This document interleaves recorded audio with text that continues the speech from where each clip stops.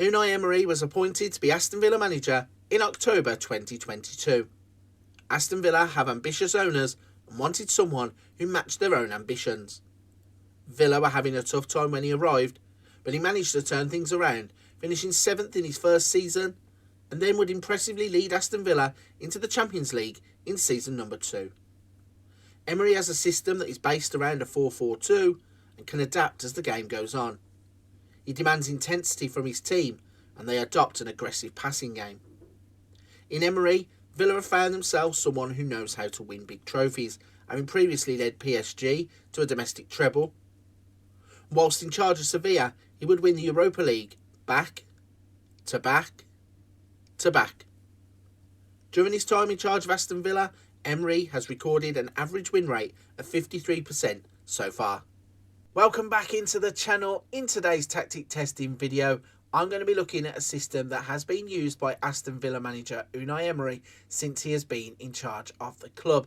This tactic has been created by a member of the community. That person is Fillipomessi. They are active over at FM Base. If you want to check out the original thread where I found this tactic, there'll be a link to that in the description down below. And as always, if you want to download this tactic for yourself and have a go using it, there will be a link to the tactic in the description down below also.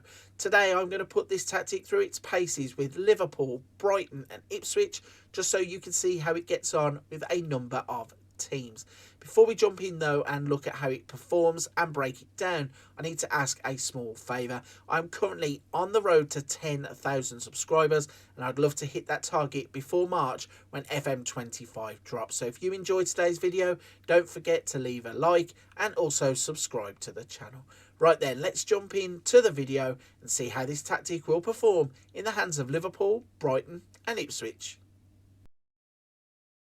To start off the results roundup, we're going to look at the Premier League. As all three teams play in the same division, it'll be easier to just break down the Premier League on its own, and then we'll move into Liverpool, Brighton and Ipswich to show you how they got on in the other competitions.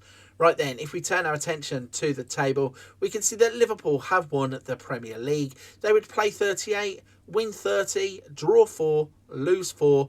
They would have a goal difference of 73 and they would finish on 94 points. That would put them comfortably 7 points clear of Manchester City, who would be in second place. The second team that we tested were Brighton. We find them finishing in 6th place. Played 38, won 16, drew 7, lost 5, had a goal difference of just 5. They'd have 55 points and they would finish 22 points behind Chelsea, who would finish in 5th place. They would finish 1 point ahead of Crystal Palace, who would finish in 7th. They would qualify for the Europa League. Sadly, the third team that we tested the tactic on was Ipswich. They would finish in 18th place. 38 played, 8 wins, 11 draws, 19 defeats, a minus 11 goal difference and 35 points. They would miss out on staying in the Premier League by 3 points. Sadly, getting relegated is not what we wanted from the tactic. But if we have a look at some of the other stats across the season, we would see Mo Salah would finish top of the three teams' goal scorers with 20 goals. Diogo Jota would get 18. Virgil van Dijk, Mo Salah, Diogo Jota and Szoboszlai would all finish in the top average rated players across the season. You'd have Szoboszlai on 12 assists, Gakpo on 12 assists, McAllister on 12, and Leif Davis on 12 assists. Mo Salah would get 6 Player of the Match awards and Alisson would get an impressive 13 clean sheets across the season. We look at the other competitions then to see how Liverpool got on. They would get through to the semi-finals of the Champions League, where they would lose to Manchester City. They would get to the semi-finals of the FA Cup, where they would lose to Tottenham Hotspur. They would win the Carabao Cup. If we have a look at that, they would beat Arsenal in the final 6-0. So a domestic double for Liverpool. They also won the Community Shield at the start of the season. Look at the Data Hub just to see some of the numbers in there. They would average 3.03 goals per game. They'd average 16.92 shots per game. Shots on target ratio was 44.6 and a pass completion ratio of 89.2%. If we look at the squad just to see who got the goals and the assists. So 39 goals for Mo Salah, 36 for Diogo Jota, 31 for Darwin Núñez, 20 for Alexis McAllister, 19 goals for Van Dijk, 18 for Chiesa. In terms of assists, 33 for Szoboszlai, 23 for Alexis McAllister, 19 for Gakpo, 17 for Curtis Jones, and 14 apiece for Tsimikas and Arnold. Moving on now to Brighton, and we know already that they have finished in 6th place in the Premier League, securing Europa League football, but they would also get to the final of the FA Cup where they would finish as runners-up, losing to Tottenham 1-0 in the final. They would also be knocked out by Tottenham in the 3rd round of the Carabao Cup also.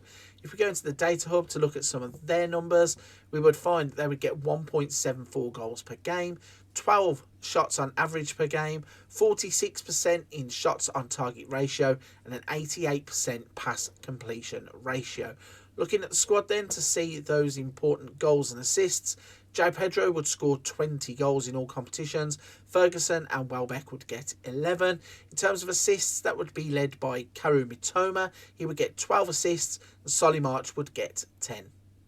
The final team that we tested would be Ipswich. Now, we already know that they have been relegated from the Premier League. They would finish in 18th place. But in the other competitions, they would be knocked out in the 4th round by Liverpool in the FA Cup. Liverpool being another tested team, obviously. And in the Carabao Cup, they would be knocked out in the 3rd round by Luton Town. We look at the data hub just to see a few more of those numbers to show where the season went wrong. So they would score just 1.5 goals per game. They'd have 10.8 shots per game. They'd have a shots on target ratio of 47% and a pass completion ratio of 87%. If we look at the squad to see who got the goals and the assists, it would be George Hurst with 14, Jack Clark with 13, Liam Delap with 12, and Connor Chaplin with 10 goals. In terms of assists, it would be Leif Davis with 12, Wes Byrne with 9, and 6 for Connor Chaplin. So we've broken down the results for all 3 teams. The only thing left to do is show you the tactic and break that down also. So this tactic is called Emery's Aston Villa 4-4-2, 23-24 v1. It is a solid 4-4-2 that relies on a bank of 4 at the back, a bank of 4 in the middle, and 2 players at the top of the pitch. So let's break this down and show you what makes it tick. You're going to start off with a sweeper keeper set to support. On the left, you'll have a wing back set to support. You'll have a ball playing defender set to defend. A central defender set to defend. And on the right, an inverted fullback set to defend. On the left, you'll have an inverted winger set to support. A box-to-box midfielder set to support. A deep line playmaker set to support, an inverted winger set to support, and at the top of the pitch you'll have a pressing forward set to attack, and an advanced forward set to attack. So this tactical style is custom to the original creator of the tactic. Its mentality is positive. In possession, it will look like this. In transition, it will look like this. And out of possession, it will look like this. So in the hands of Liverpool, this tactic has turned into a Premier League beater.